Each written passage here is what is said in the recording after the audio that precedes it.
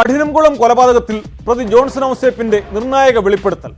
കുടുംബത്തെ ഉപേക്ഷിച്ച് പ്രതിക്കൊപ്പം പോയാൽ കുഞ്ഞിനെ കൊന്ന് താൻ ആത്മഹത്യ ചെയ്യുമെന്ന് പൂജാരിയായ ഭർത്താവ് ആതിരയോട് പറഞ്ഞിരുന്നു. ആതിര ഇറങ്ങി വരാതിരുന്നത് ഇക്കാരണത്താലാണ്. കൊലപ്പെടുത്തുക എന്ന ലക്ഷ്യത്തോടെയാണ് യുവതിയുടെ വീട്ടിലെത്തിയതെന്നും ജോൺസൺ അന്വേഷണ സംഘത്തോട് വെളിപ്പെടുത്തി. കൊലക്കത്തി വാങ്ങിയ ചിറയൻകീഴിലെ കടയിലടക്കം പ്രതിയെ എത്തിച്ച് പോലീസ് തെളിവെടുത്തു.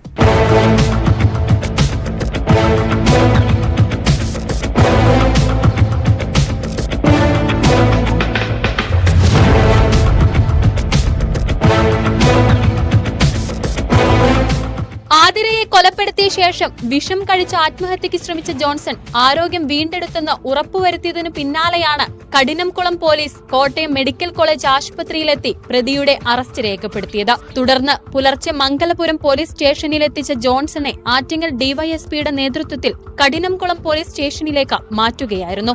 ആതിരയുടെ മാതാപിതാക്കളെയും ഭർത്താവിനെയും സ്റ്റേഷനിൽ വിളിച്ചുവരുത്തി പ്രതിയുടെ തിരിച്ചറിയൽ നടപടികൾ പൂർത്തിയാക്കി. തുടർന്നാണ് ചോദ്യം ചെയ്യൽ നടന്നത്.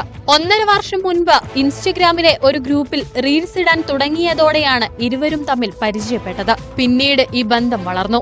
വിവാഹബന്ധം വേർപെട്ട് കഴിയുകയായിരുന്ന ജോൺസൺ ഭർത്താവിനെയും കുഞ്ഞിനെയും ഉപേക്ഷിച്ച് തനിക്കൊപ്പം ഇറങ്ങി വരാൻ യുവതിയെ നിർബന്ധിച്ചു.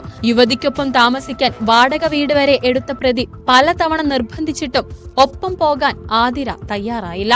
ഇതോടെയാണ് കഴിഞ്ഞ 21-ന് കൊലപാതകം ആസൂത്രണം ചെയ്തതെന്ന് ആറ്റിങ്ങൽ ഡിവൈഎസ്പി വിശദീകരിച്ചു.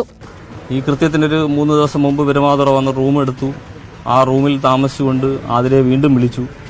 കൂടെ ചെല്ലുമെന്ന് ചോദിച്ചു. തയ്യാറല്ല, ഭർത്താവും കുട്ടിയുണ്ട്, അത് അവരെ ഉപേക്ഷിച്ച് ചെല്ലാൻ തയ്യാറല്ല എന്ന് പറഞ്ഞതിനെ തുടർന്ന് ഈ കൃത്യത്തിൻ്റെ തലേ ദിവസം ഇയാൾ പോയി കത്തി വാങ്ങി സൂക്ഷിക്കുകയും ഈ കൃത്യ ദിവസം രാവിലെ ഈ കത്തിയും എടുത്ത് ഷട്ടിനകത്ത് ഒളിപ്പിച്ചു വെച്ചു.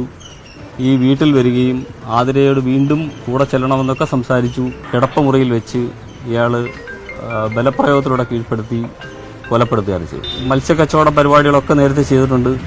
അതിനുശേഷം പല വീടുകളിലും ഹോം നേഴ്സായിട്ടും ഒക്കെ ജോലി ചെയ്തിട്ടുണ്ട്.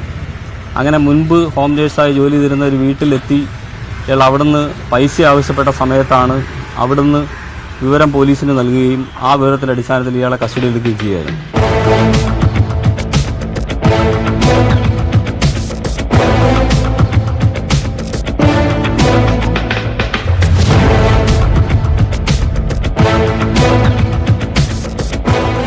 യുവതിക്ക് ജോൺസണുമായി ബന്ധമുണ്ടായിരുന്ന വിവരം ഭർത്താവ് നേരത്തെ തിരിച്ചറിഞ്ഞിരുന്നു.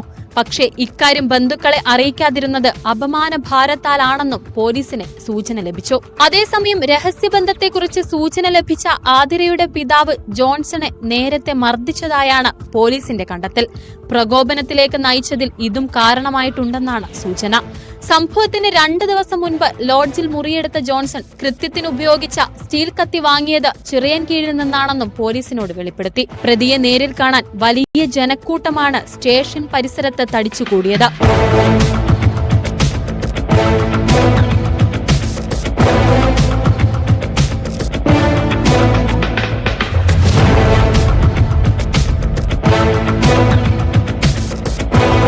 ന്യൂസ് 18 തിരുവനന്തപുരം.